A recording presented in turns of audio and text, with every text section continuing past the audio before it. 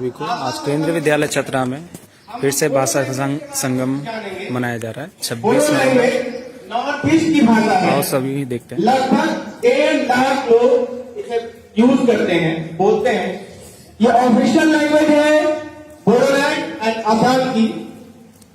1963 से इस लैंग्वेज का इस्तेमाल हो रहा है प्राइमरी लेवल पर, देन इसे सेकेंडरी लेवल पर इस्तेमाल किया गया। उसके बाद ये maximum area of Assam and Bodoland को डोमिनेट करता है, मतलब वहां ज्यादातर इस्तेमाल किया जाता है और लगभग सारे सरकारी कामकाज इसमें करने का प्रयास असम और बोडोलैंड में किया जाता है। अब हम बोडो भाषा में कुछ वाक्य सीखेंगे और उसे दोहराएंगे।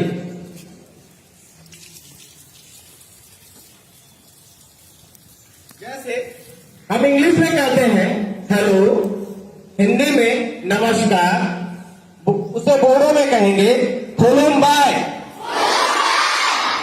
इंग्लिश में what is your name, Hindi में आपका नाम क्या है, बोडो में नोथानी मुंगामा। इंग्लिश में my name is Lakshmi, Hindi में मेरा नाम लक्ष्मी है, बोडो में आनी मुंगा लक्ष्मी। इंग्लिश में हाउ आर यू, हिंदी में आप कैसे हैं, बोडो में नोथांगा मोबारा डंग।